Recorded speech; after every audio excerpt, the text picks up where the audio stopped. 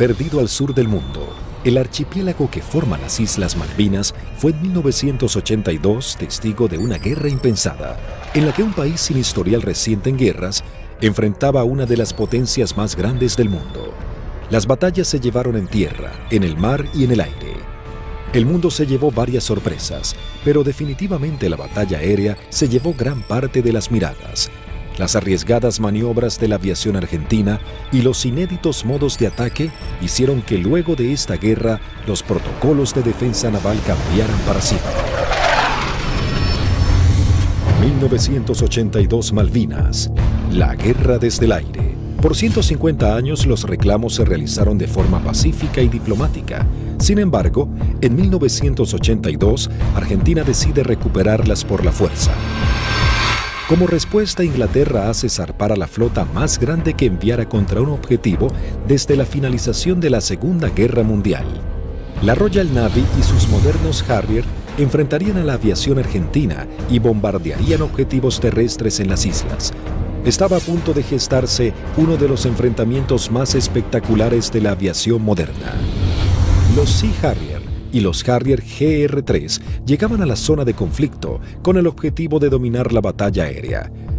La mayor ventaja de estos cazas es que despegan verticalmente gracias a sus toberas direccionables. A la enorme experiencia de los pilotos británicos en combates aire-aire, se sumaba que llegaban armados con el misil americano Sidewinder AIM-9L, capaz de alcanzar a su blanco, aún siendo lanzado desde cualquier posición. Argentina se preparaba para enfrentar a las fuerzas de tareas británicas con diferentes aviones que había adquirido en los últimos 40 años. Si bien tecnológicamente estaba muy lejos del ejército británico, los pilotos tenían confianza en su desempeño. Había que pensar que el A4, el Skyhawk, era un avión que se compró de un diseño de la década del 50. Era un avión que la Fuerza Aérea lo compró usado en el desierto de Mojave. Se le hizo el overhaul y se trajo a la Argentina. Voló aproximadamente 140.000 horas antes de la Guerra de Malvinas, o por ahí. O sea que es un avión que tuvimos muchísima experiencia. La flota de la Fuerza Aérea Argentina estaba compuesta por las máquinas que para el momento eran antiguas.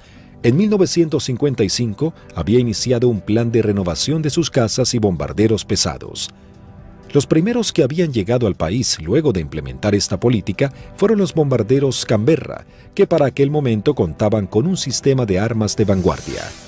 Y en Inglaterra surgió una polémica, pues había algún sector que quería vender y tener a Argentina como un cliente de equipo militar, operaciones comerciales que eran muy rentables, muy redituables, pero un sector del Foreign Office se opuso terminantemente porque consideraban que ese era un riesgo y que la Argentina, con aviones como el Canberra, podía o estaría en condiciones de intentar ocupar las posesiones inglesas en el Atlántico Sur y en la Antártida, básicamente las Islas Malvinas, ya en el año 55. La mayoría llevábamos muchos años en la unidad, habíamos tenido un adiestramiento muy bueno, muy adecuado. Para nosotros esto era como participar en uno de los tantos ejercicios que se hacían, ¿no es cierto?, en esa época, y se simulaban operaciones reales, con lo cual teníamos un adiestramiento muy bueno y aparte un conocimiento mutuo entre las tripulaciones muy bueno, ¿no es cierto?, y aparte un espíritu realmente que nunca decayó. En la década de los 60, la Fuerza Aérea adquiere el cazabombardero A4 Skyhawk de manufactura americana. La Fuerza Aérea Argentina comenzó a recibir sus primeros A4 en 1966 y en 1974 se adquirió un nuevo lote de 25 Skyhawks A4C. La Fuerza Aérea Argentina también contaba con un avión de combate de fabricación nacional, IA-58 Pucará. Una docena de cazas a reacción Mirage 3 que habían sido adquiridos con la finalidad de proveer defensa aérea a la ciudad de Buenos Aires también estaban al servicio de las batallas aéreas. 39 aviones Dagger de origen israelí, su principal función era la cobertura aérea y el bombardero. En 1972, la aviación naval argentina adquirió un lote de 16 Skyhawks A4Q, que fueron destinados a la tercera escuadrilla de caza y ataque con asiento en la base aeronaval de Comandante Espora. La tercera de caza y ataque con Skyhawk había desarrollado numerosas técnicas o tácticas propias para atacar naves a mar abierto. Era una unidad desde ese punto de vista muy experimentada y reconocida inclusive por su capacidad. Estos Skyhawks, a diferencia del A4B y C, se caracterizaban por ser un sistema de armas capaz de operar desde el portaaviones argentino 25 de mayo. Pero para finales de 1981, los veteranos Skyhawks habían llegado al límite de la vida útil y la escuadrilla estaba a punto de pasar a retiro. Estaba pasando la escuadrilla por uno de sus peores momentos de la historia. Mejor dicho, el peor momento de la historia. 7 de los 10 aviones que contaba la escuadrilla estaban fisurados. Y eso significaba el cambio de las alas para poder seguir volando con seguridad. Algunos se pudieron cambiar, 2 de ellos se cambiaron el ala, pero los otros, los menos afectados, volaron con el larguero fisurado durante todo el conflicto. Y con respecto a los cohetes eyectores de asiento, también se ordenó que mientras durasen las operaciones no se iban a considerar vencidos esos cohetes, así que volamos con los cohetes de eyección vencidos. Así que el material nos encontraba a principios del 82 con solamente 3 aviones en servicio y que podían volar gracias a que la Fuerza Aérea nos había facilitado en préstamo 3 cohetes eyectores de asiento. Eso sumado a las falencias que ya se venían arrastrando de a tiempo, como los cañones de 20 milímetros que se trababan y que nunca fueron cambiados como pedíamos por los cañones DEFA de 30 milímetros que tanto éxito habían tenido los israelíes con su incorporación. Siempre tuvo apoyo la escuadrilla, pero llegaba un momento de transición. La incorporación de los aviones superestandar significaba que se iba a dejar de operar este sistema de armas donde una escuadrilla que se estaba formando recibía todo el apoyo y la otra escuadrilla que estaba cerrándose de alguna manera. Finalmente, la Armada Argentina acababa de adquirir una nueva tecnología francesa, el caza bombardero embarcado Super Étendard, capaz de lanzar el misil AM-39 Exocet concebido para ataques a unidades de superficie. La segunda escuadrilla de ataque, aeronaval de caza y ataque equipada con Super Étendard, era una unidad de elite de alta tecnología, pero que recién estaba recibiendo sus aviones y tenía como tarea desarrollar y aprender a utilizar este arma que era muy potente y que no tenía equivalente en la región. También se contaba con un lote de cazas a reacción Air Macchi 326 GB y Air Macchi 339, que tenían la capacidad de poder operar en terrenos desfavorables y pistas cortas. La Operación Rosario, cuyo objetivo fue recuperar el control argentino en las Islas Malvinas, se llevó a cabo en las primeras horas del 2 de abril de 1982. Un grupo de comandos anfibios de la Armada Argentina desembarcó en las islas, redujo a la pequeña guarnición británica y tomó posesión del gobierno. El 2 de abril de 1982 estaba destinado en la 5ª Brigada Aérea, en el grupo 5 de caza, y a las 7 de la mañana, la presentación normal que hacíamos todos los días, nos enteramos que habíamos recuperado nuestras Islas Malvinas. El 2 de abril, cuando fui hacia la escuadrilla, cuando ingresé, ahí me enteré que habían tomado las Malvinas. Una sensación de incertidumbre. Así que me encontraba de oficial de guardia y en ese momento recibo la noticia de la toma de Malvinas. Me tomó totalmente de sorpresa. Bueno, yo pertenecía al escuadrón 1A4C, que tenía su asiento en la ciudad de Mendoza. Estábamos haciendo unas prácticas en la base de Río Gallegos. Era una práctica usual que tenía la Fuerza Aérea en aquellos años de desplegar escuadrones, se llamaban escuadrones móviles, al sur de nuestro país, como para que todo el personal estuviera adiestrado y conociendo un área de un posible conflicto. A partir de ese momento nos preparemos, ¿no?, para lo peor. Tras el estupor mundial y el fracaso en las negociaciones, el gobierno de Margaret Thatcher envía su flota al sur de Sudamérica. La Fuerza de Tareas Británicas estaban compuestas por diversas unidades de combate, portaaviones, destructores, fragatas misilísticas, submarinos, buques de asalto, logísticos y de desembarco. Sorprendentemente y ante la incrédula mirada del mundo entero, Argentina se preparaba para enfrentar militarmente a una de las potencias más grandes del planeta.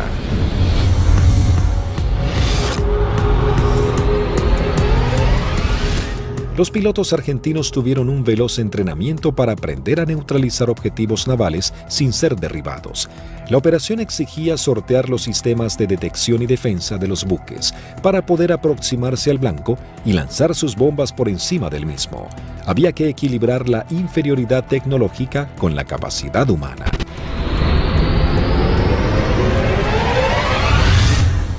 Empezamos a buscar la forma de suplir todas las deficiencias que en ese momento contaba el medio aéreo nuestro, que era la 4 Skyhawk. Y obviamente no teníamos contramedidas electrónicas para afectar tanto los radares como los lanzadores que poseían los británicos.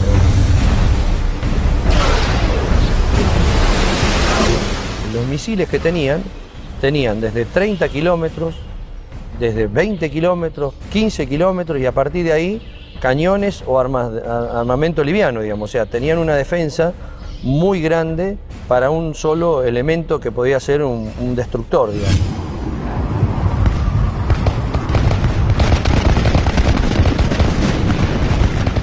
Entonces determinamos, con ayuda también de la Universidad del Sur, cuáles eran los niveles de vuelo que teníamos que realizar para poder volar bajo el lóbulo y no ser detectados por el radar. Eso nos dio a qué altura teníamos que estar en función de la distancia a donde podíamos encontrar el blanco. Y en la última parte, ya desde unos 50 kilómetros del blanco, teníamos que volar por debajo de los 15 metros, bastante pegados al agua, para no ser detectados por ese lóbulo. Dentro de los 20 kilómetros ya nos tomaba. Pero esa demora impedía que los sistemas de armas dirigidos por radar pudiesen apuntarnos con mayor anticipación y eso evitaba de alguna manera o demoraba la posibilidad de ser derribados. Los aviones debían volar a escasos metros del suelo, no más de 10 metros a velocidades que oscilaban entre los 900 y 1000 kilómetros por hora. La mayoría no poseía radares y las comunicaciones debían ser mínimas para evitar ser detectados. Las maniobras eran realmente arriesgadas, pero parecía ser la única forma de poder enfrentar a la moderna flota británica. El adiestramiento de vuelo rasante era complejo y arriesgado. En el mar no había ninguna referencia visual de la altura en que se encontraba. Los A4B y A4C no contaban con un radioaltímetro, instrumento fundamental que mide la altura en la que se encuentra el avión con respecto a la superficie del suelo. El instinto y el oficio pasaron a ser herramientas vitales para los pilotos. Durante la práctica le tratábamos de decir al guía que volara más bajo, hasta tanto perdiéramos la vista del horizonte mar y ya empezaba a entrar en el efecto suelo del mar, digamos, empezaba a cabalgar sobre la turbulencia que producía el aire, digamos, cerca del mar. El armamento que utilizaba la Fuerza Aérea estaba compuesto por diferentes bombas antiguas, paradójicamente de origen británico. Y nosotros usábamos una bomba inglesa, la NM65A1, de 1000 libras, una bomba del Avro Lincoln, inglesa, de demolición de manzanas, que la devolvimos con muchísimo cariño, y sin costo, como decía alguno. Paralelamente a los entrenamientos y mientras la flota británica se acercaba más y más, la Armada comenzaba una carrera contra el tiempo intentando de poner en servicio 8 de sus Skyhawks. También los técnicos buscaban poner en funcionamiento los escasos misiles Exocet que habían llegado al país antes del retiro francés. Hasta ese momento esta tecnología solo había sido probada en polígonos de tiro por sus fabricantes. nos dan la orden de la posibilidad de poner a punto el diálogo entre lo que era el sistema nuevo del superestándar con el misil M39. Cuando conectamos todo aquí en el país, el sistema no funcionaba porque eran un avión con un corazón de la época del 80 con las valijas de test que eran de la época del 70. Había ingenieros que se dedicaban a desglosar todo lo que era la parte matemática, cómo traspasar distintas informaciones, y algunas de las cosas también se hicieron por ensayo y error. Se iba buscando como un candado a combinación, ¿no? Se iba buscando número por número hasta llegar al número ideal que el misil pueda leer la información del avión. Y bueno, eso nos llevó un tiempo, hasta que un día la valija que reemplazaba al misil nos da que el misil había salido y que todos los parámetros que habíamos colocado estaban incorrectos. Eso ya nos daba un alto porcentaje de seguridad de que el misil por lo menos recibía la información correcta.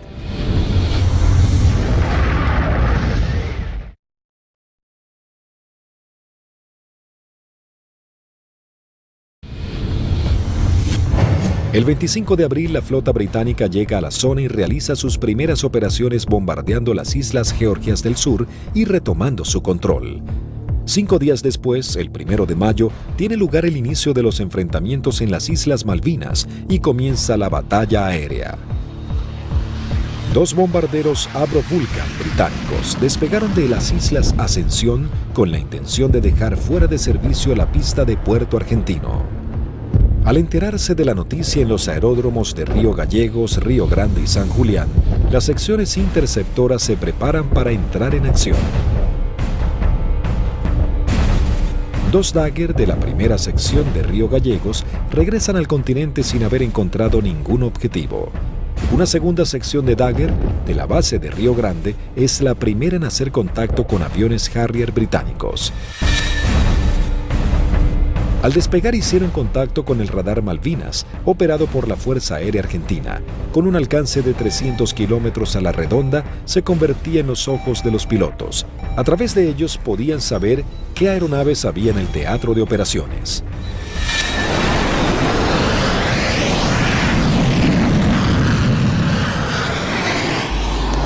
Tienen 2 pichones para ustedes a 120 millas náuticas, 20 grados firme.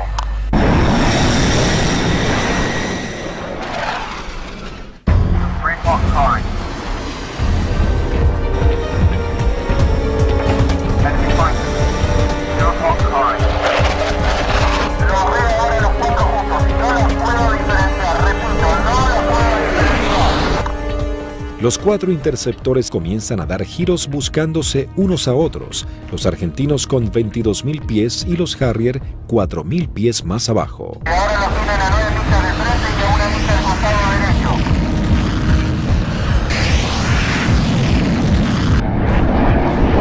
Los Harrier, invirtiendo sus toberas, cambian rápidamente de dirección para enfrentar la amenaza argentina. Ahora los Harrier están enfrentados a ustedes, repito, están enfrentados. Los Harrier se niegan a tomar altura para enfrentar a los argentinos, ya que los Dagger tienen un mejor desempeño en altura. Tampoco los argentinos descienden a donde el Harrier corre con ventajas. Por esta razón no se produjo combate alguno. Esa misma tarde se produce la primera baja cuando el primer teniente Ardiles, en uno de los Dagger, armado con misiles Chaffir y cañones, pone rumbo solitario a las islas. Dirigido por el radar Malvinas, a un eco se acerca a su misión, sin saber que en realidad se aproximaba a una trampa mortal. Lo que erróneamente el radar detectó como un objetivo eran 2 Sea Harriers en formación cerrada.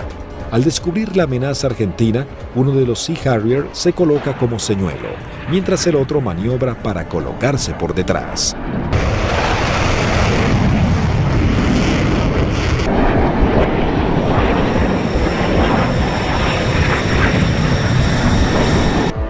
Ardiles se coloca en posición de disparo y lanza un misil Chaffir que es evadido por el piloto británico. En esos segundos decisivos, el segundo Harrier logra colocarse detrás del avión de Ardiles y acciona su disparador lanzando un misil contra el Dagger. El piloto argentino no pudo eyectarse. Tras patrullar la línea de la costa, 3 Dagger de la base aérea de San Julián prosiguen hacia Puerto Argentino. Antes de llegar se encuentran frente a 3 buques británicos que están bombardeando el área. El destructor y las 2 fragatas abren fuego contra los aviones argentinos sin poder alcanzarlos. En ese momento el capitán Di Meglio lanza sus bombas sobre el destructor. Luego los Dagger inician el escape mientras una patrulla de Harrier va a su encuentro. Los aviones británicos abortan inmediatamente su ataque cuando 2 Dagger armados con misiles se interponen entre ellos y la escuadrilla para facilitar el escape de los argentinos. El 1 de mayo habían comenzado las hostilidades y ambos bandos mostraban todo su poderío y el valor de sus pilotos. Era el bautismo de fuego para la Fuerza Aérea Argentina.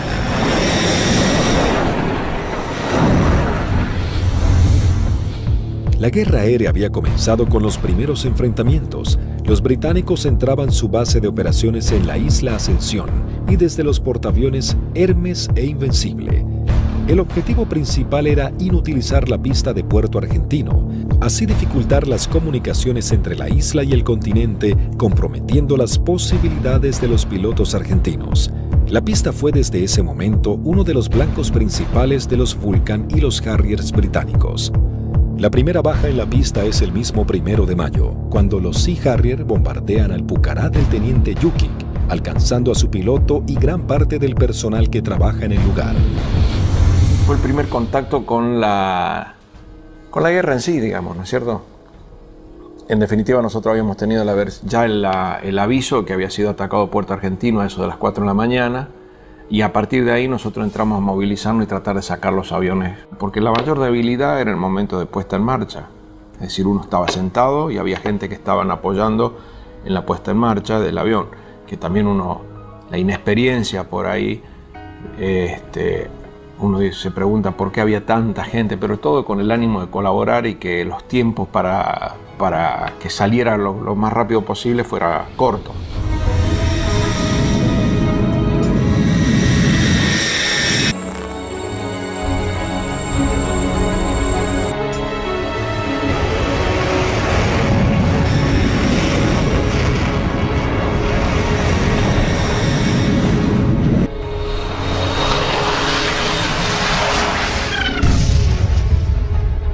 Desde armeros, de suboficiales técnicos, electricistas, todo dando vueltas alrededor del avión, que casualmente, desgraciadamente, es el avión donde impactan y casi todos ellos fallecen.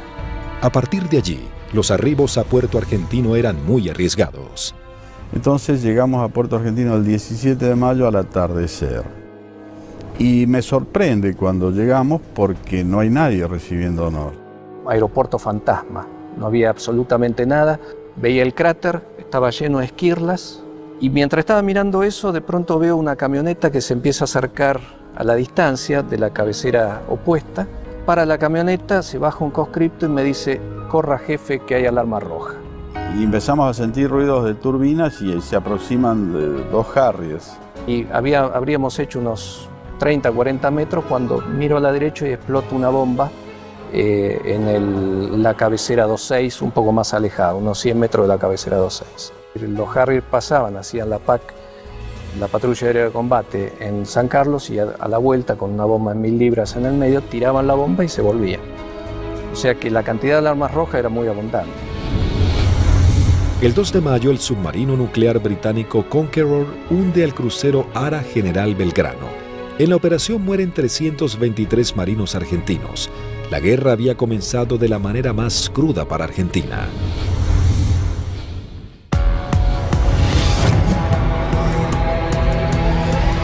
Mientras Argentina buscaba reponerse del hundimiento del crucero General Belgrano y los británicos comenzaban a familiarizarse con el lugar y el clima adverso de la región, la guerra del aire se encrudecía cada vez más. La Fuerza Aérea Argentina tenía el objetivo de diezmar lo antes posible a la flota británica y defender los objetivos en la isla que eran constantemente atacados. Los Harrier buscaban detener la acción de los pilotos argentinos y anular la comunicación entre el continente y Malvinas.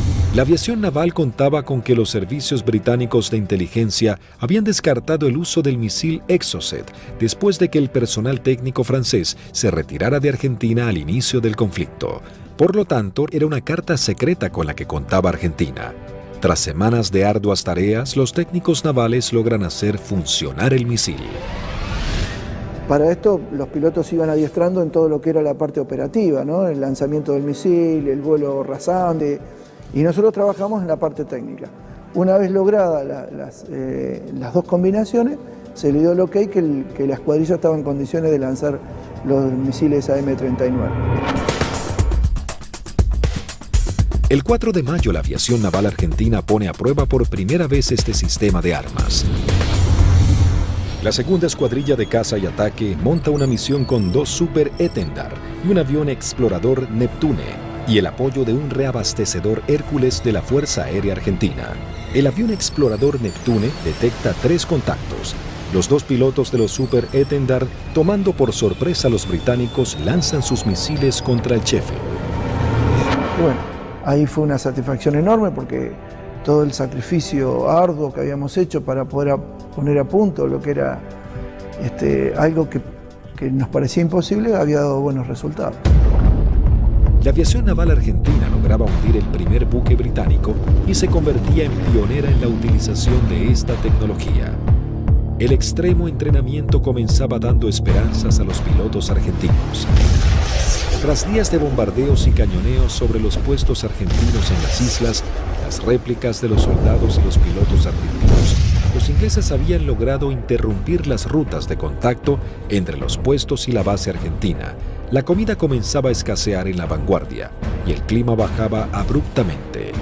Los pilotos argentinos patrullaban el aire en busca del lugar exacto en el que los ingleses buscarían hacerse a tierra. Y a partir de ese 1 de mayo, a través de todas las acciones que realizó el escuadrón y los escuadrones de otros sistemas de armas, se iba degradando tanto el material como el personal, íbamos perdiendo camaradas en forma permanente. Entonces es como que el cerco se iba estrechando cada vez más. Finalmente, el 21 de mayo, comenzaba la última etapa de la guerra con el desembarco en la bahía de San Carlos. Con la colaboración del comandante Ewing Southby Taylor, quien conocía el lugar por haber prestado servicios en Malvinas, el general Jeremy Moore había decidido que ese era el lugar ideal para su desembarco. Los primeros avances de las lanchas de desembarco habían sido positivos, el lugar no estaba minado y parecía que sería un arribo relativamente sencillo. Pero con las primeras luces de la mañana, el teniente primero Carlos Daniel Esteban visualiza uno de los barcos y da aviso. Una Aermacchi 339 de la aviación naval realiza un vuelo de reconocimiento por la zona. Ni bien superé las primeras alturas, donde están las posiciones del batallón 5, ya comencé a observar acciones de combate. Había un helicóptero incendiándose, tropa de infantería desparramada corriendo por el campo y un helicóptero dándole apoyo. El aviador naval ingresa al estrecho de San Carlos, divisa un helicóptero en vuelo estacionario para alertar sobre posibles ataques aéreos. Me preparo para atacar ese helicóptero y ya me preparo para disparar. Observo todo el despliegue naval inglés sobre el establecimiento San Carlos. Rápidamente descubre que en el lugar había por lo menos media docena de buques ingleses. Con el piloto inglés nos alcanzamos a mirar. En ese momento recién él me ve. Kripa realiza un brusco giro a la izquierda, pasando a escasos metros del helicóptero. El helicóptero de la Fuerza de Tareas Británica alerta a los buques advirtiéndoles que un jet argentino va hacia ellos. Maniobrando su Aermacchi, Kripa somete a su avión a varias G negativas, respondiendo de manera efectiva. Una vez que entro en la corrida de tiro, el buque comienza a tirarme.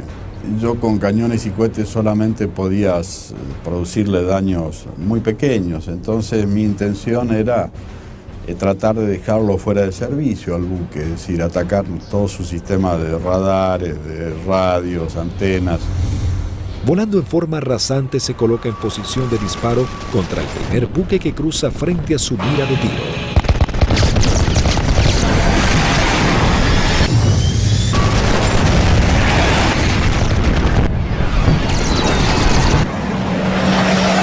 Tuve que recobrar muy fuerte mi avión con mucha fuerza para no pasar y cortar sus antenas. Una vez realizado el ataque Kripa, vuela entre medio de toda la flota británica. Las unidades ni los efectivos abren fuego por temor a impactarse entre ellos y el piloto argentino logra escapar. Entonces voy escapando sobre la península esta hasta salir del alcance de tiro de ellos, y de ahí teóricamente tenía que volver, pero pensaba que si volvía a Puerto Argentino y decía que había muchos buques, nadie iba a pensar que había la cantidad que yo había visto. Así que hice una órbita en ese lugar y en el anotador de rodilla que teníamos hice un croquis, posicionando los buques que yo vi en ese momento. Escuchamos que se aproximaba el Kripa con el avión. Yo cuando voy aproximándome pedí que fueran preparando armamento. Cortó motor y el avión seguía desplazándose cuando ya se había bajado, y ahí comentó todo lo que había visto, muy a las apuradas obviamente. Me cargan en una camioneta y me llevan al comando a que yo pase la información que tenía. Tras su arribo al aeropuerto de Malvinas y pasar un informe detallado de la situación, todas las unidades aéreas de la Armada y la Fuerza Aérea Argentina se preparan para realizar ataques a los objetivos navales que se encuentran en la zona de desembarco. 30 minutos después llegó el primer ataque del continente compuesto de una formación de 6 Dagger. El objetivo es el Antrim. Una de las bombas no estalla y queda alojada en la popa de la embarcación. Así logran dejarlo fuera de combate. En este ataque también es averiada la fragata Broadsword con disparos de cañón.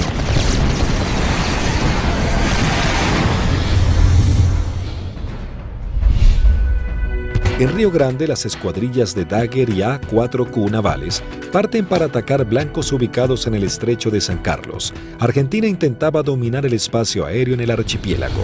Había poco que hablar en ese momento. Hicimos la última información de meteorología y con lo que nos trajo el capitán Castro Fox, salimos 2 secciones reforzadas.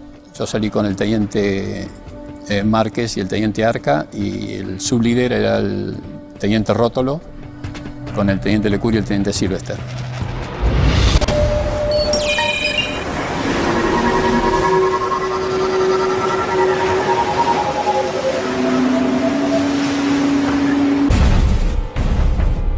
Tres Dagger logran atacar a la fragata Arden lanzándole sus bombas de 500 kilogramos.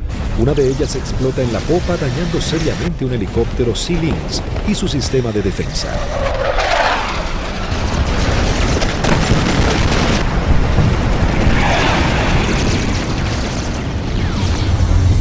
En ese instante, 3 A-4Q navales se aproximan en vuelo rasante a la bahía Ruiz Puente en búsqueda de algún blanco.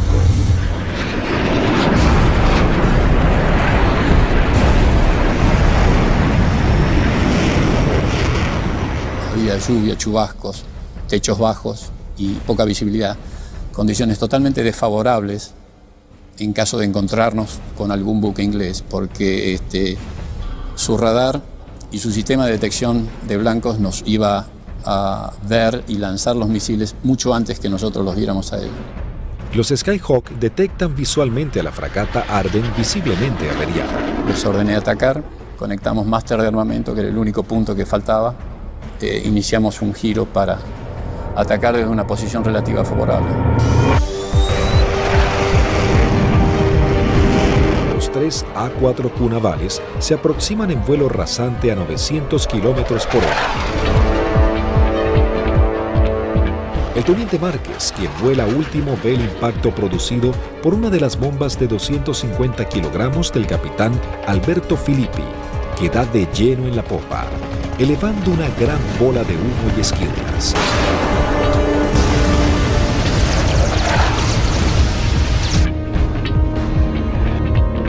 comienzo un giro hacia la izquierda y le digo a mis numerales que nos escapamos por la misma, es decir, que regresamos a base por la misma.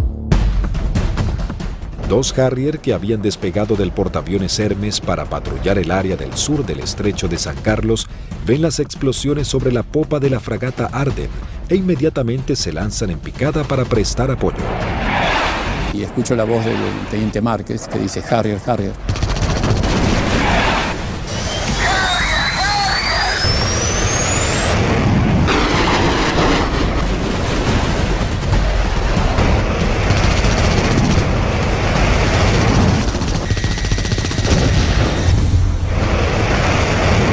Mientras el otro Harrier va tras el A4Q del capitán Filippi y le lanza un misil Sidewinder.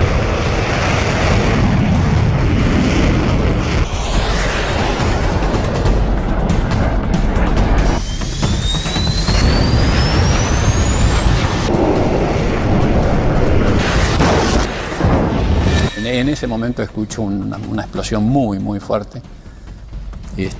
Se sacude todo el avión, empieza a encabritarse con la nariz hacia arriba y girando hacia la derecha. Miro hacia la derecha, estaba girando y veo un Harrier que se aproxima como para un remate demasiado cerca para mi gusto. Entonces le digo a la división, me dieron, me eyecto, estoy bien.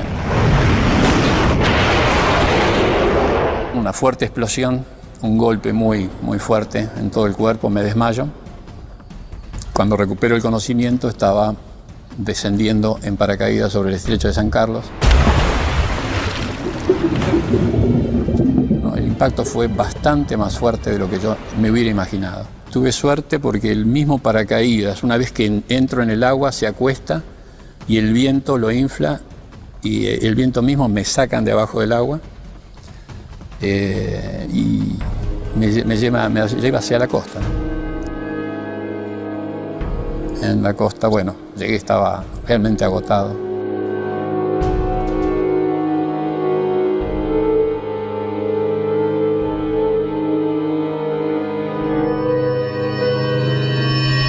La fragata Arden, con daños de importancia, también es señalada como el blanco de la nueva escuadrilla que se acerca a la zona. Llegamos al borde de la bahía y vimos un destructor en el medio, una fragata para nosotros tipo 21 en el medio del canal, y esa fue la que señalé y esa fue la que atacamos. El teniente Rótolo dice a babor y vimos a lo que después supimos que era la Arden en el medio del canal, del estrecho.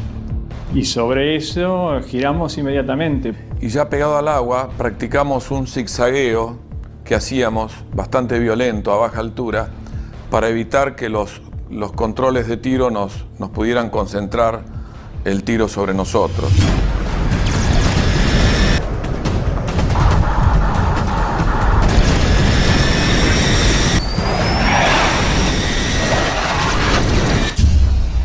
Lo que parece una eternidad antes tiene que ascender a 60 metros, 200 pies, nivelar el avión y empezar a hacer puntería si quiere que la misión sea efectiva. Yo vi que se inundaba el mar de piques y uno sigue con esa trayectoria, ya no tiene otra alternativa.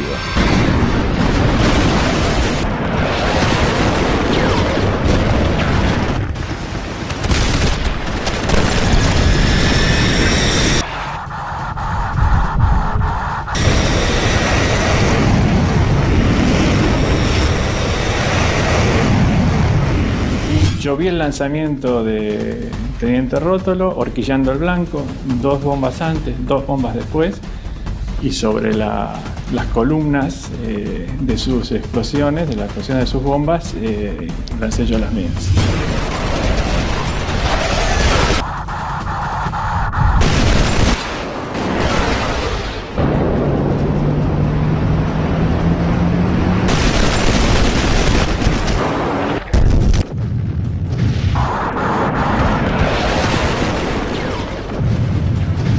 Mientras lanzaba, intentaba no perderlo de vista, porque de hecho estábamos con combustible muy marginal y él tenía un equipo que yo no tenía a bordo, que era el BLF, que es un equipo de navegación y que le permitía una navegación precisa. Mi seguridad de hacer el camino más corto de regreso al aeropuerto era mantenerlo a él a la vista.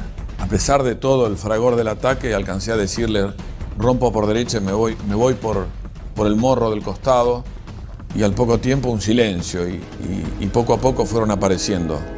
Primero Lecour, después Sylvester. Y ahí nos volvimos a juntar. Por un lado teníamos la satisfacción del deber cumplido y por otro el sabor amargo de haber perdido, bueno, lo que las estadísticas dicen que se pierden en este tipo de ataque a unidades navales. El 50% de las unidades que salen normalmente no regresan. Sí, es un ataque, es violento, es muy violento lo que se vive en la cabina. Debido a los ataques que sufrió ese día, la fragata HMS Ardent se une en las frías aguas del estrecho. Sin embargo, las fuerzas terrestres británicas preparan el avance a Puerto Argentino. Las batallas eran cada vez más encarnizadas. El ejército británico debía lidiar con las tropas argentinas apostadas en las islas, los ataques certeros de la aviación y con el clima que día a día se volvía más frío. El 23 de mayo se desata un nuevo ataque contra otra de las unidades de superficie claves de la Fuerza de Tareas británica. Esta vez el blanco es otra fragata clase 21, la Antelope. El primer ataque a los buques en San Carlos comienza poco después de las 9 de la mañana con escuadrillas de Skyhawks navales y de la Fuerza Aérea. Una segunda escuadrilla de 4 Skyhawks A4B de la Fuerza Aérea Argentina se abre paso a través del fuego antiaéreo y de los misiles. Los A4B a cargo del primer teniente Luciano Guadagnini y el alférez Gómez se dirigen hacia la fragata Antelope para atacarla. Guadagnini inicia su corrida de ataque, lanza su bomba y es alcanzado. El impacto deja su avión fuera de control, pero el piloto logra enderezar su A4, aunque no pudo evitar la colisión contra el mástil de la fragata. El piloto no alcanza a eyectarse antes del impacto.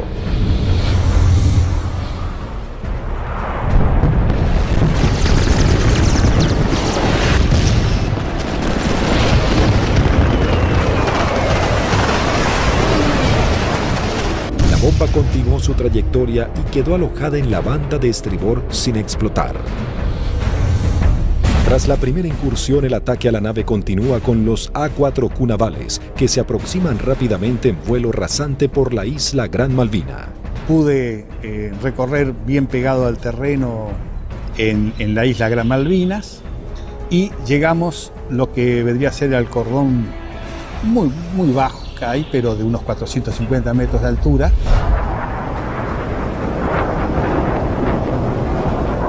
Tuve que descender para poder ir hacia la altura de lanzamiento, que son unos 100 metros, y el primer buque que vi en la bahía San Carlos era una fragata de tipo 21, tenía un helicóptero en popa, recuerdo, y me dirijo hacia ella como el primer blanco que había observado. La zona de operación estaba totalmente clara, con sol, despejado y el mar muy calmo.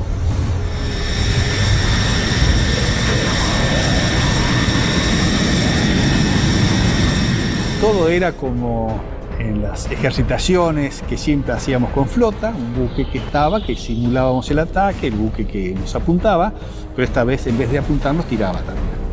Inmediatamente que entramos a la bahía, empezaron a tirar. Y tiraban ya de tierra, se veían los fogonazos, sobre todo de la derecha y del frente.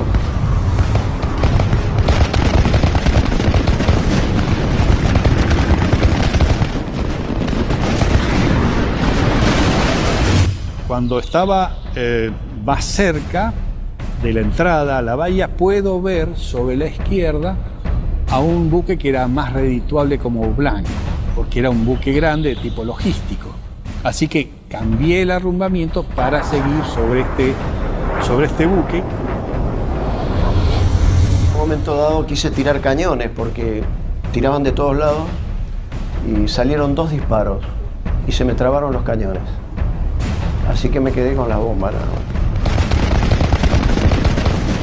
Veo que desde la proa del buque sale una especie de bengala que reconozco que era un misil, y el misil era un Sicat, que venía en forma así errática hacia mi avión. Hago una maniobra evasiva, un fuerte giro hacia la derecha, algo veo pasar por el costado así de la cabina.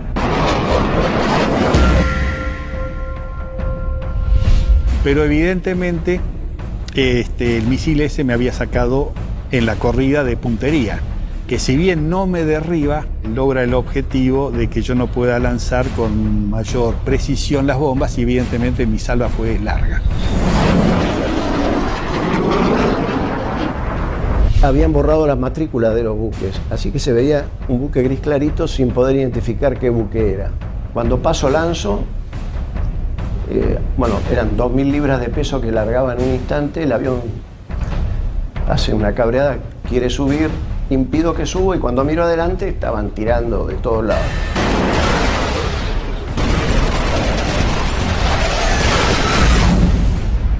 Cada uno debía completar su escape de la mejor manera.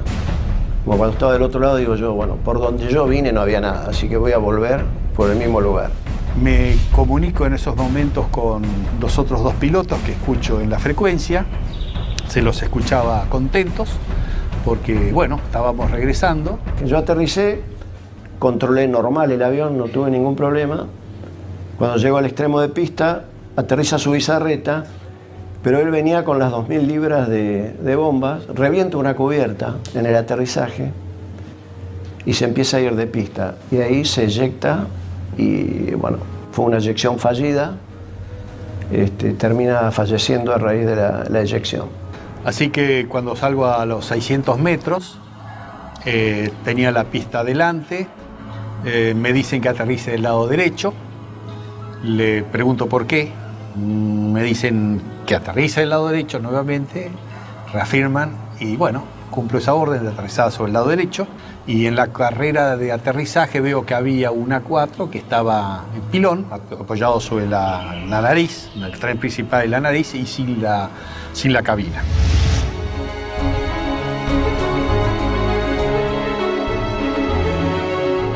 No sabíamos nada de los tres primeros y su bizarreta que acababa de morir en el aterrizaje.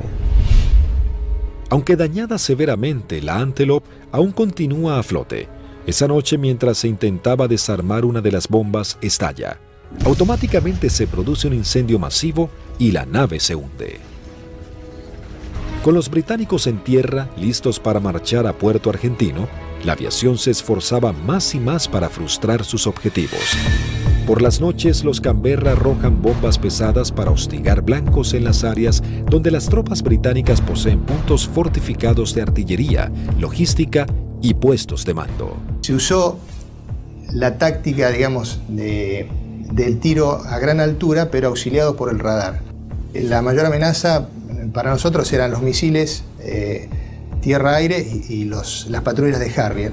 En la última oportunidad que tiramos sobre Monte Kent, el radar nos avisa de que se estaban acercando una patrulla de Harrier y nos fue dando las posiciones relativas, o sea, nos avisa que estaban a 25 millas, nosotros hacemos el tiro, realizamos la maniobra evasiva, a partir de allí le damos al avión la máxima velocidad posible, ¿no es cierto? Vemos que se acercan hasta 20 millas y luego empezamos a perder, digamos, a ganar distancia con respecto a los Harrier, con lo cual esa fue una amenaza concreta que no llegó a acercarse a la distancia de tiro. Con las primeras luces de la mañana del 25 de mayo, el mayor ataque de la aviación argentina comenzaba a gestarse. El almirante Woodward, jefe de la Marina Británica, previendo la situación, rápidamente despliega sus unidades para sostener los ataques. Los observadores navales argentinos mantienen actualizada la posición de los buques enemigos mientras las escuadrillas llegan a la zona. En el continente, los dos Super Étendard de la Armada Argentina preparaban los misiles AM-39 Exocet para un segundo ataque sobre la flota británica con un rumbo de acercamiento diferente para lograr una mayor efectividad. Los británicos tienen certeza que los aviones aparecerán desde tierra, pero los radares no pueden detectarlos. A las 15:20 horas surgen dos A-4B sobre la isla Borbón y se dirigen hacia mar abierto, encontrando a la fragata y el destructor frente a ellos. Los A-4B lanzan su armamento. Una de las bombas rebota en el mar e impacta sobre el buque atravesando su cubierta de vuelo, destrozando la parte delantera de un helicóptero Sea Lynx y luego cae al agua. Los otros dos A-4 se acercaban en rasante rápidamente hacia los buques. Yo iba del lado izquierdo y mi guía del lado derecho, y como no teníamos radar, obviamente, el control lo hacíamos con nuestros ojos. A mí me tocaba controlar desde el frente a la izquierda y el guía del frente a la derecha. No teníamos otra alternativa, digamos.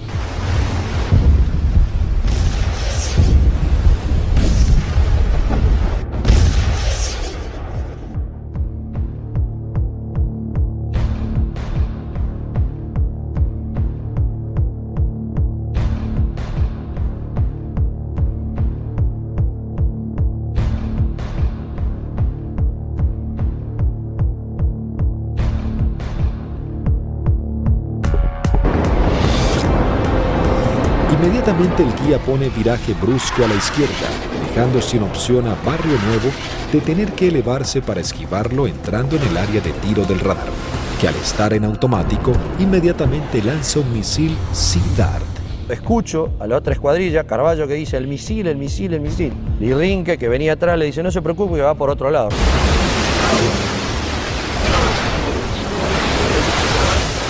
Claro, no iba para ello. Salía hacia la derecha para nuestros aviones, digamos, y para mis aviones. El misil Sea Dart necesita un tiempo para nivelarse e ir tras su blanco. Como los aviones argentinos ya estaban muy cerca del blanco, lograron pasar por debajo sin que éste pueda derribarlos. Dije, bueno, ahora por tiempo no me va a alcanzar más, porque yo iba aproximadamente a 900, 950 kilómetros por hora, y el misil iba ya a 1.6, 1.8 de Mach, hasta que girara y todo, aproximadamente volaba, calculan alrededor de un minuto 10. No nos alcanzaba más, digamos.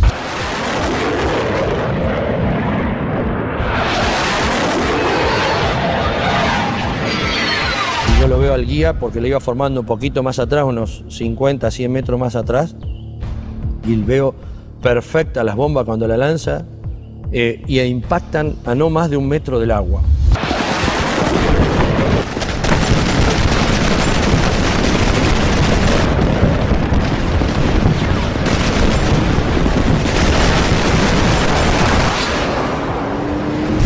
De inmediato se desata un incendio incontrolable, corte de las comunicaciones, electricidad y pérdida completa del control de la nave.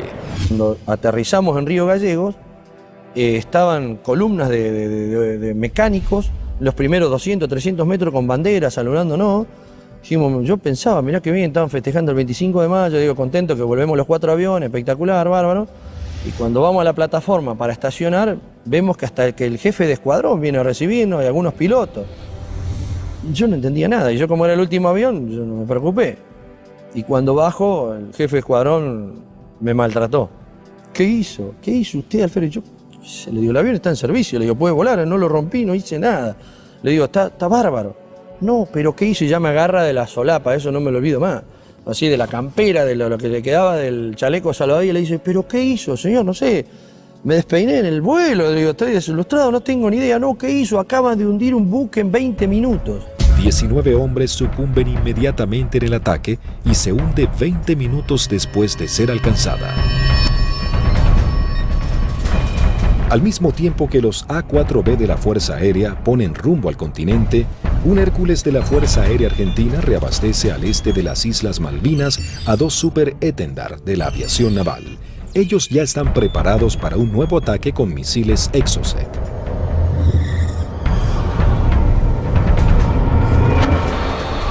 A unos 60 kilómetros de la flota británica, los Super Étendard detectan varios ecos en sus radares. Eligen los más grandes y mientras toman altura de lanzamiento, los datos son transmitidos a sus misiles de manera automática.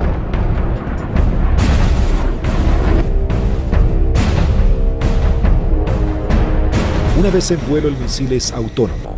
ya tiene los datos del objetivo cargados en su memoria y se dirige a casi el doble de la velocidad del sonido a escasos metros del agua.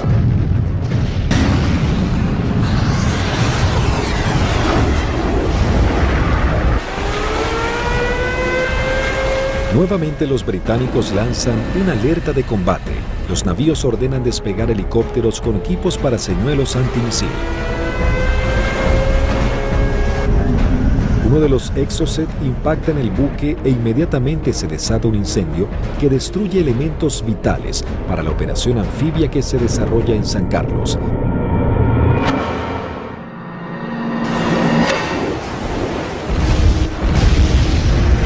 El buque es abandonado y se hunde unos días después. Si bien el daño infligido sobre la flota británica era considerable, cada vez la resistencia argentina estaba más doblegada en las islas. La guerra llegaba a su nivel más desesperante con las bajas temperaturas. Las tropas británicas se preparaban para avanzar por tierra. Sin embargo, los soldados argentinos apostados en las islas no cedían posiciones y los bombardeos aéreos azotaban a la flota británica. Las fuerzas argentinas, visiblemente cercadas en Darwin, resistían con el apoyo de la aviación. El 28 de mayo se proyectó atacar a las posiciones inglesas con los aviones IA-58 Pucará, que desde el 21 de mayo estaban asentados en Puerto Argentino.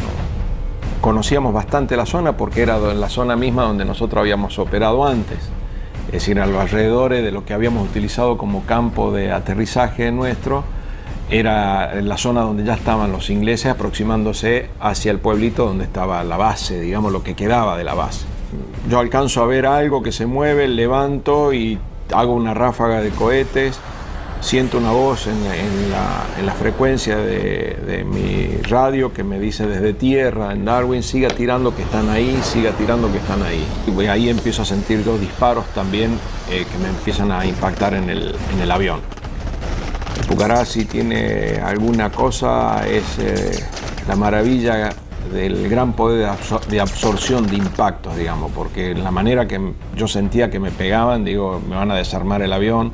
Yo trato de salir, como los impactos que me pegaban eran casi todos del lado derecho, quiero salir virar el avión hacia la izquierda y ahí el avión ya no me responde. Bueno, entonces ahí tomo la decisión de eyectarme. Muy bajo, yo ya estaba, creo que no más de 15, 20 metros del suelo. La sensación de estar colgado en un paracaídas no la tengo porque fue como si hiciera un salto desde un techo al suelo, porque fue todo demasiado rápido. Tengo grabado en la memoria que pasa el avión abajo mío todavía y el agujero a través de la cúpula por donde había salido el asiento. Y todavía que le siguen tirando porque se ven trazantes que van hacia el avión. No vi si el paracaídas se abrió, no sé, no supe nada. Ya me encontré en el suelo y enredado intenté salir corriendo y ahí me enredo en los cordones del paracaídas, que caigo, me vuelvo a levantar y tratándome de sacarme el paracaídas y pues ahí ya me agarran dos ingleses, me apuntan y se me acabó la historia.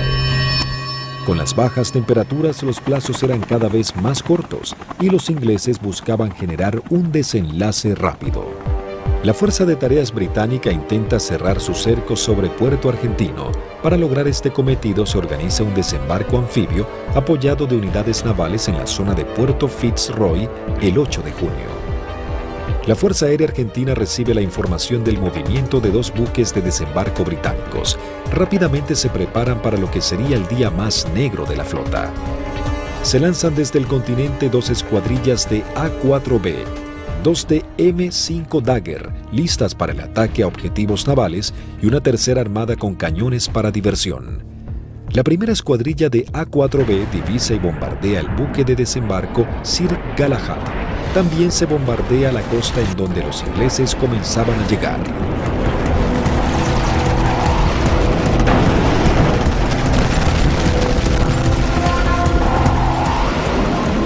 La Fuerza Aérea Argentina, sabiendo que ha logrado impactar en los buques de desembarco, redobla su apuesta y envía una escuadrilla de A-4C y 2 A-4B para bombardear las posiciones terrestres en la cabeza de playa. El día 8 de junio se me avisa por la mañana temprano de que, bueno, era uno de los seleccionados para que esa tarde, a través de un avión Learjet, pudiéramos volar hacia Mendoza y poder visitar a nuestras familias. Pero claro, antes de poder alcanzar esa meta había que realizar una misión, entonces todo cambia un poquito el ángulo de cómo uno está viendo esa misión. Por supuesto que nadie hablaba, ¿no? Todo en ese momento estaba muy consustanciado con sus cosas íntimas, recordando a la familia, bueno, recordando a algunos camaradas que también habían caído. Así que bueno, uno ya, ese es el último momento que uno tiene como para pensar en uno mismo y en pensar en sus familiares. Siempre nos despedíamos de los compañeros que se quedaban y el abrazo era interminable y como si fuera la última vez, ya que no éramos kamikaze como nos dijeron, sino que teníamos conciencia de los riesgos y que las chances siempre eran muy escasas para sobrevivir.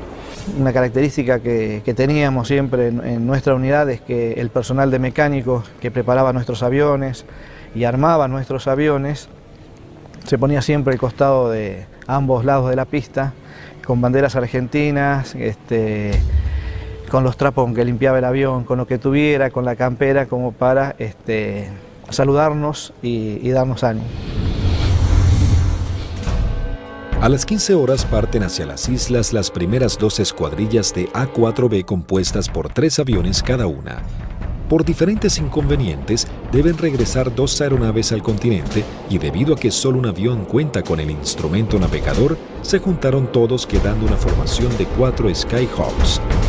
Previo abastecimiento, llegaron hasta las islas, donde descendieron a escasos metros del mar para no ser detectados. Aquí fue la primera complicación que observé. Al hacer control de combustible antes de entrar en la zona de combate, me di cuenta que había uno de los tanques externos que no me había transferido todo el combustible de ese tanque, con lo cual ya el combustible que tenía sabía que no me iba a alcanzar para regresar al continente. Pero como estábamos muy próximos a la zona del ataque, decidí continuar. La sección ingresa a la isla Soledad con una formación escalonada sorteando la variada geografía del lugar para evitar ser detectados por los radares. Los pilotos saben que no cuentan con el factor sorpresa y que serán recibidos con un intenso fuego antiaéreo. Realmente dantesco, a pesar de que ya teníamos todos experiencia de que nos tiraran, pero era dantesco ver la cantidad de proyectiles 20 milímetros, 30 milímetros, artillería antiaérea y misiles de diversos tipos. Los A-4 sobrepasan las defensas aéreas y se dirigen rumbo a Bahía Agradable. En ese momento sucede algo inesperado para Sánchez. El numeral 4 lo sobrepasa, quedando él en 4º lugar. Inmediatamente yo traté de acelerar mi avión para volver a tomar la posición que yo tenía inicialmente en la formación. O sea, trataba de alcanzarlo a Vázquez pasándolo por la derecha. 2 Sea Harrier del Escuadrón 800 giran en círculo sobre Fitzroy. Uno de los pilotos ve aproximarse un avión en vuelo bajo desde el sudeste e inmediatamente le avisa a su compañero. En ese momento, no sé por qué razón, se me ocurrió darme vuelta a la izquierda de mi avión y mirar detrás del avión. Y lo que se veían eran impactos de proyectiles atrás de mi avión, inmediatamente en la cola, y se levantaban surtidores de aguas, varios piques detrás de mi avión. Sánchez, sin saber quién era su atacante, decide continuar con su maniobra para lograr colocarse tercero en la formación. Cuando está sobrepasando al alférez Vázquez, Bolsan, el líder, encuentra al lanchón de desembarco saliendo del seno Choi Seul.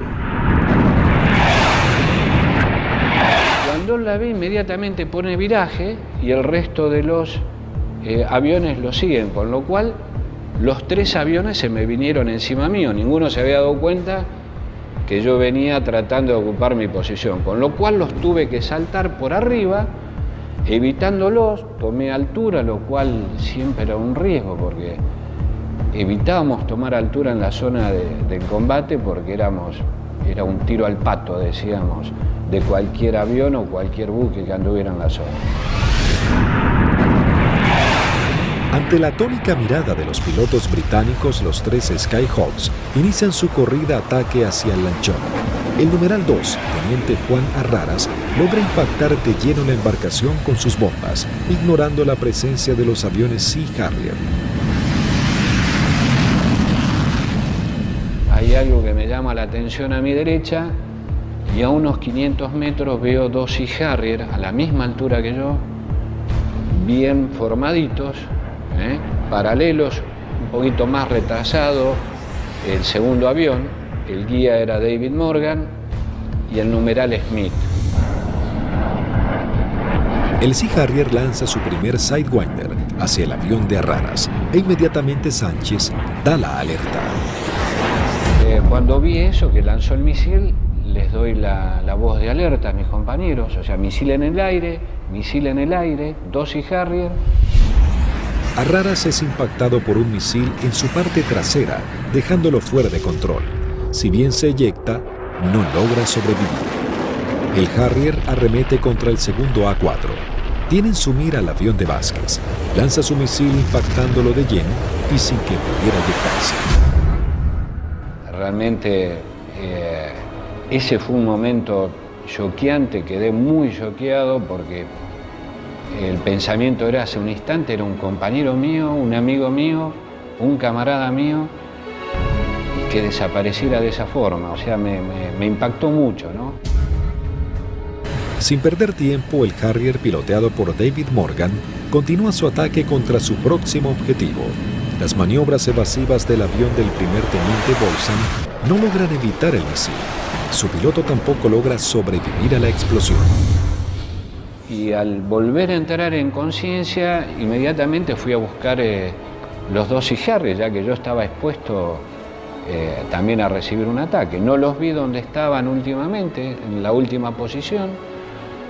Se me ocurrió mirar para arriba y ahí es que veo un Sea Harrier que empieza a hacer, baja su nariz para iniciar el ataque a donde yo estaba en ese momento posicionado. Tras el ataque, el único A4 sobreviviente, en inferioridad de condiciones para entrar en combate, decide desprenderse de todo el peso extra y emprender un escape pegado al mar acompañado de maniobras evasivas. Estaba realmente muy estresado, muy choqueado, con lo cual había cosas que estaba descuidando, entre ellas el combustible. Cuando me di cuenta, realmente no me alcanzaba para llegar, excepto a Puerto Argentino, no llegaba a ningún lado. Lo primero que hice fue tomar altura, independientemente que anduvieran los Sea Harrier, ya no importaba mucho, moría de una forma o iba a morir de la otra, así que... Sánchez toma altura y reduce su potencia de motor a fin de economizar el gasto de combustible, aunque queda expuesto a cualquier tipo de ataque. Mientras tanto, la sección de A4C entraba en la zona de combate atacando el personal que desembarcaba en la costa de Bahía Agradable. Ahí nos encontramos con los barcos humeando, muy próximos a la playa, y un enjambre de hombres que estaba desembarcando y que iba trasladando todos los pertrechos hacia la playa.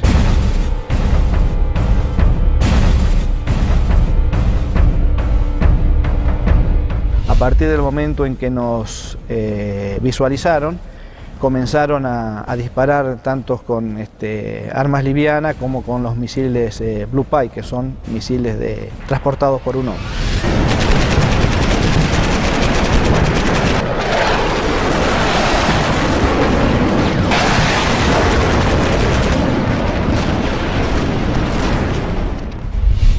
Tuve la oportunidad de esquivar 2, girando un poco el avión y poniendo pedal, tratando de evitar. Pasaron algunos por arriba y algunos por abajo.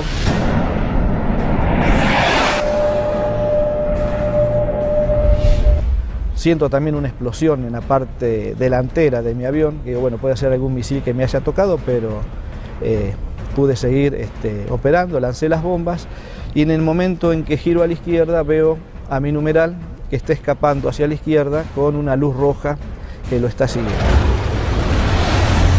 Cuando gira hacia el otro lado veo al numeral del capitán Caffarati también con otro misil en la cola y le vuelvo a gritar, pero hace caso omiso, pero era a través o por el problema que yo tenía de mi equipo de radio. El Skyhawk del teniente Sánchez se encontraba expuesto en altura, con sus cañones trabados y sin combustible para llegar a la base. Toda su escuadrilla había sido derribada y no había sobrevivientes. De la decisión del piloto podría salvarse, caer prisionero o congelarse en medio del mar. Mientras tanto, en algún lugar sobre el océano Atlántico, el teniente Sánchez decide arriesgarse e ir en busca del Hércules reabastecedor, descartando la idea de regresar a las islas para eyectarse y ser tomado prisionero. Cuando vamos camino al reabastecedor, escucho la voz del momento el teniente Sánchez, el Pipi Sánchez, que había sido uno de los únicos sobrevivientes del ataque anterior.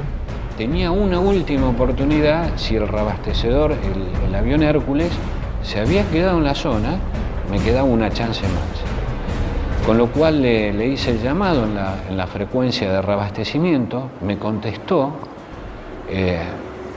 Las comunicaciones eran dramáticas porque yo estaba desesperado. Así que le pedí por favor que si me podía ayudar, necesitaba reunirme con él y que me diera combustible. Él me daba indicaciones de posiciones geográficas, pero yo al no tener mi equipo de a bordo, porque solamente algunos aviones lo transportaban, no tenía forma de ubicarlo geográficamente. Escuchar la voz de él en forma casi desesperada, llamando al avión Hércules reabastecedor para que lo pudiera alcanzar. La tripulación era el vicecomoro Cano y el capitán Rubik. Realmente, si le debo la vida a alguien es a ellos. Siempre digo que son mis segundos padres. La situación era que la última vez que vi el indicador de combustible no me quedaban más de 400 litros, que prácticamente no da para nada, realmente no daba para nada. Con lo cual dejé de verlo porque lo único que hacía era producirme más estrés por no estar acoplado al Hércules. La tripulación del Hércules, en un gesto heroico, se aproxima bastante a las islas y le da la tranquilidad de decirle, quédate tranquilo pibe que ya estamos yendo por allá.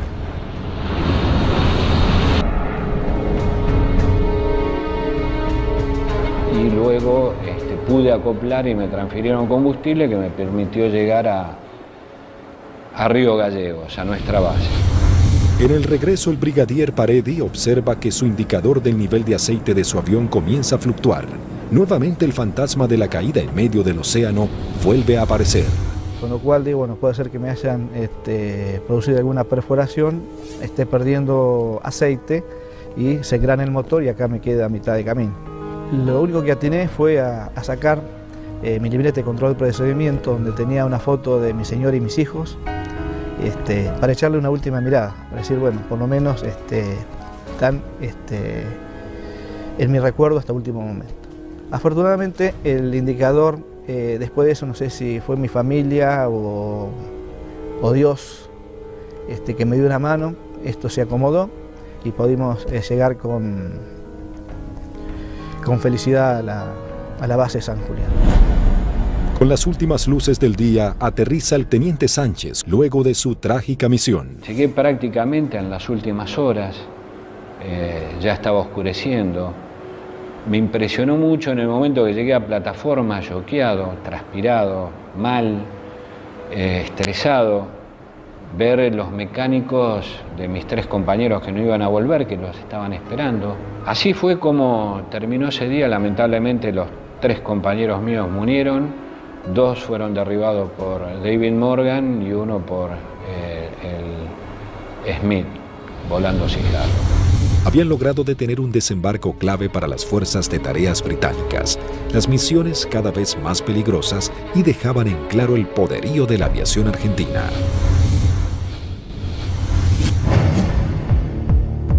La guerra terminaba, sin embargo las misiones de la Fuerza Aérea eran cada vez más arriesgadas. El 13 de junio, a horas de finalmente firmar la dimisión argentina, comienza a tomar forma un ataque que podría haber cambiado el curso de la batalla final por las Islas Malvinas. El día 13 de junio, que fue ataque objetivo terrestre, en principio cuando comenzó el conflicto del Atlántico Sur, los pilotos teníamos cierta aprehensión a los ataques a objetivos navales, ¿no? Porque la fragata tenía de todo para defenderse. Cuando fue avanzando el conflicto y llegamos ya casi a los finales y los ingleses ya tenían buenas posiciones tomadas en tierra, realmente se complicaba el ataque a objetivo terrestre porque estaban las defensas terrestres, las aéreas y encima las navales, había que sortear todas. Pero realmente era para lo que habíamos estado preparados toda la vida, y creo que esa fue una misión en la cual los ingleses estuvieron sorprendidos de cómo nosotros llegamos al corazón del Estado Mayor, que estaba en Monte Dos Hermanas, al pie del Monte Dos Hermanas. 2 escuadrillas de A-4B del Grupo 5 armados con 3 bombas retardadas por paracaídas toman parte de la última misión de combate de la Fuerza Aérea Argentina. La acción es osada y peligrosa: atacar y destruir el comando del Estado Mayor británico del general Jeremy Moore, jefe de las fuerzas británicas. En esa misión volamos casi unas 350 millas, un equivalente a unos 700 kilómetros, rasante.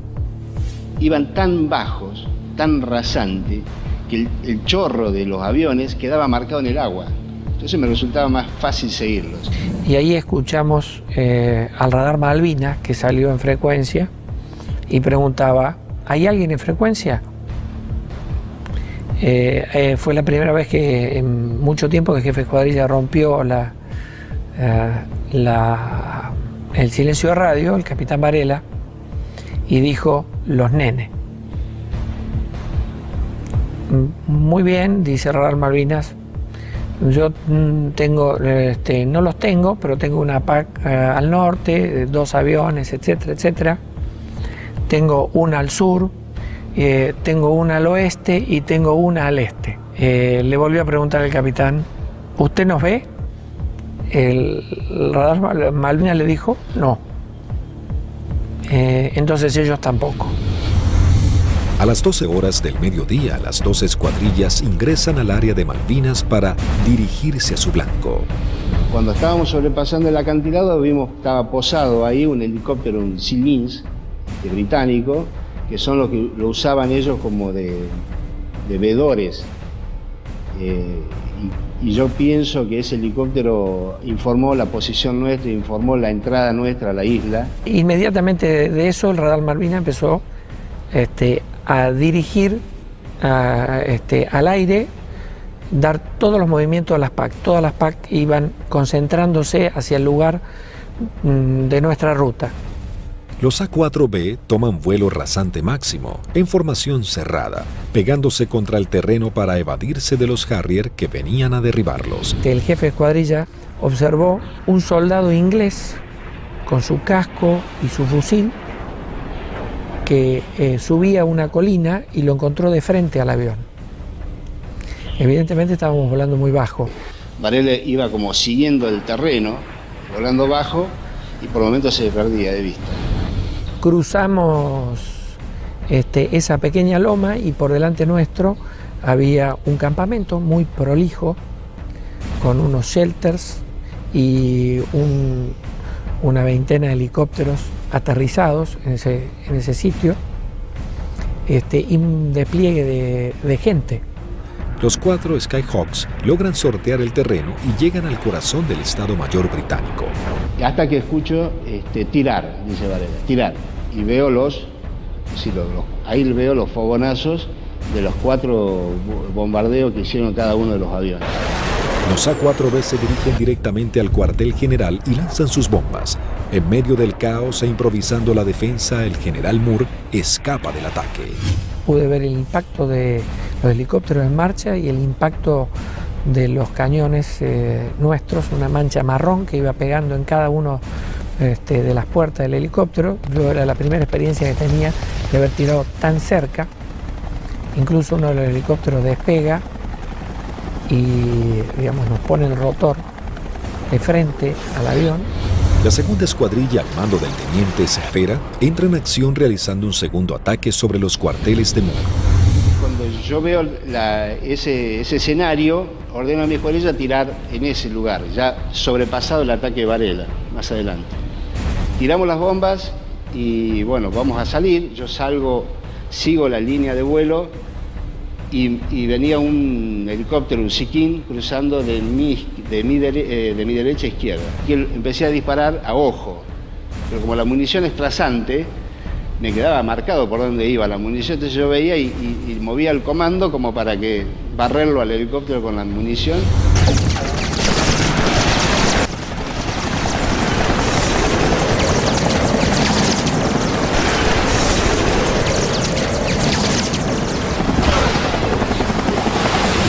Y ahí mi numeral, que venía acá, a la izquierda mía, de Lepiane, me dice, él ve el lanzamiento de un misil que me venía hacia mi avión y me pide, dice, por derecha, Tuco, por derecha.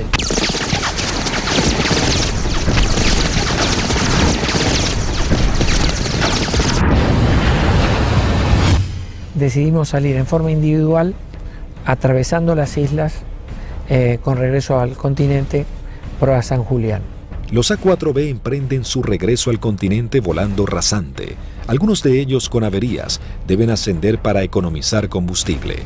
Las situaciones individuales de los pilotos se vuelven complejas. Utilizo mi avión y veo a mi derecha, abajo a mi derecha, una sombra de un avión, de un perfil de un avión. Es un Harrier.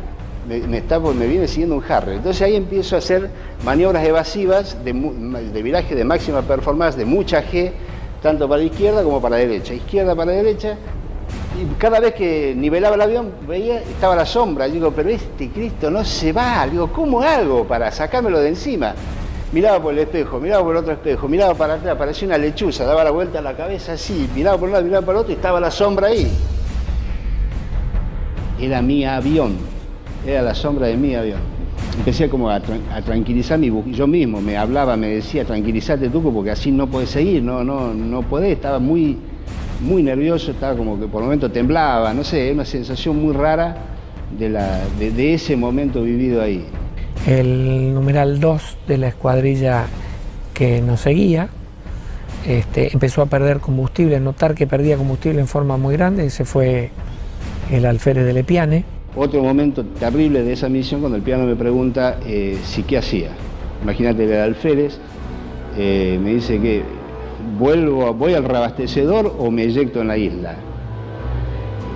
Una decisión que yo, por más jefe de escuadrilla que fuera en ese momento, yo no la podía tomar porque estoy decidiendo sobre la vida de un camarada y de un amigo. Era muy difícil. Dije, piano, encomendate en Dios, pedile a Dios que te ayude y decidí vos, no me lo pidas a mí, por favor, es decir, decidí vos. Ya sabíamos que como estaba y con las transmisiones que recibíamos no volvía al continente, entonces le pedimos al reabastecedor que lo fuera a buscar. Y él veía que a medida que se iba buscando a la coordenada donde nos canta, donde estaba el reabastecedor, él veía su indicador de combustible bajar más, me decía, tengo 500, tengo 300, tengo 200, yo decía, no llega a nada, no te busca nadie, no te rescata nadie, en medio del Atlántico no te rescata nadie. El comandante del Hércules, vicecomodoro Lee 30, escuchando los pedidos de Lepiane, decide ir hacia él aún sabiendo que puede ser derribado por misiles británicos. Ahí en ese momento el piano lo ve al Hércules, él estaba arriba del Hércules y hace el viraje y se le tira al Hércules. Pensá que era un alférez, tenía muy pocas horas de vuelo. Y creo que debe haber sido el tercer reabastecimiento de él.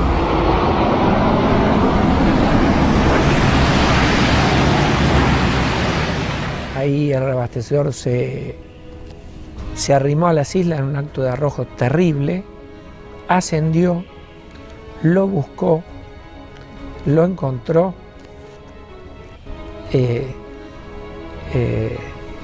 reabastecieron con una pérdida de combustible muy importante en el plano, tenía un agujero que atravesaba el plano completo, o sea que todo lo que le daban, parte iba al motor y el resto iba fuera del avión, y regresamos todos sanos y salvos al continente.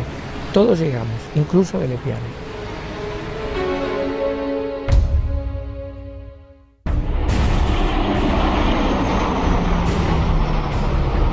Ese fue un factor importantísimo en el desarrollo de la guerra, el tema del reabastecimiento. Nosotros estábamos muy compenetrados y nos entendíamos muy bien con los pilotos, las tripulaciones de Hércules, y fue uno de los secretos mejor guardados de la guerra y en la cual le dio la posibilidad de éxito a muchas misiones de la Fuerza, fue que los ingleses nunca pudieron encontrar dónde hacíamos los reabastecimientos. Buscaron por todos lados, nunca encontraron un Hércules haciendo reabastecimiento. Las misiones extremadamente peligrosas en las que se embarcaban los pilotos eran los últimos actos heroicos de una guerra que ya llegaba a su fin. El 14 de junio de 1982, las tropas británicas finalmente ingresan en Puerto Argentino y se firma la rendición argentina. El general Mario Benjamín Menéndez, jefe de las guarniciones argentinas en las islas, le informa a su par británico que solo puede responder por sus unidades en Malvinas. El general Moore insiste en la necesidad imprescindible de interrumpir las acciones y Menéndez le reitera su falta de control sobre la Fuerza Aérea y la aviación naval, pero le garantiza que no efectuará ningún pedido de misiones.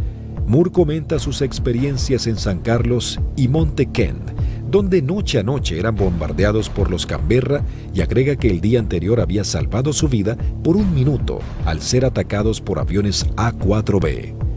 El conflicto deja a los británicos con su flota desmantelada y no es posible proseguir con las operaciones navales. En ese momento, si alguien le pone un valor en números, y un avión que no valía más de $50.000, y una fragata CL-42 valía $550 millones puesta en el puerto. O sea que si uno hace números, realmente no resiste mucho análisis.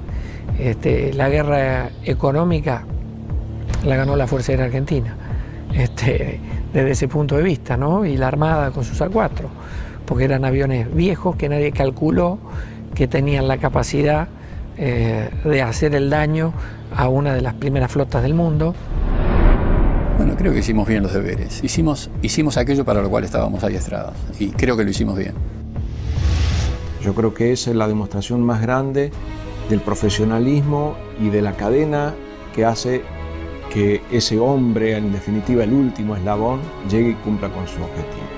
Pero hay un montón de gente atrás y que todos han demostrado ampliamente su valía y convencimiento por la fuerza y en definitiva por la nación. Lo realmente importante es el vínculo que uno genera con el camarada que va a entrar en combate junto a uno, que va a arriesgar su vida con uno y del cual va a depender de mí y yo voy a depender de él. Son los que nos permitieron trabajar como un grupo realmente integrado y yo particularmente me siento orgulloso de haber pertenecido a los halcones navales. El escuadrón, a pesar de que tuvimos muchas bajas, tuvo el espíritu y las ganas de seguir combatiendo y defender algo que era nuestro. Muy poca gente valora realmente lo que hizo un piloto arriba de un avión en la desventaja que se volaba. Se dice siempre que si querés saber cómo te fue en la guerra, preguntale a tu enemigo. A mí los que más me han demostrado afecto, reconocimiento, el aprecio por lo que hicimos en Malvinas fueron los ingleses, que no respetan absolutamente a nadie. Cuando de defender sus intereses nacionales estamos hablando, como es el caso nuestro. La voluntad y el deseo de poder cumplir con la misión y cumplir con ese juramento que en algún momento hicimos cuando éramos cadetes, de defender la bandera y la patria hasta perder la vida. 36 aviadores de la Fuerza Aérea Argentina y 4 de la Aviación Naval Argentina perecieron en operaciones de combate y accidentes. Los que más hay que resaltar de lo que fue la participación de Argentina en Malvinas, hemos dejado grandes hombres, padres de familia, dieron su vida, que es lo más caro que hay, para defender ese interés nacional, y no lo tengamos en cuenta y no lo resaltemos. Creo que es lo fundamental. Primero y fundamental, el mejor recuerdo para aquellos que dieron todo, que es fundamentalmente la vida de aquellos que no volvieron.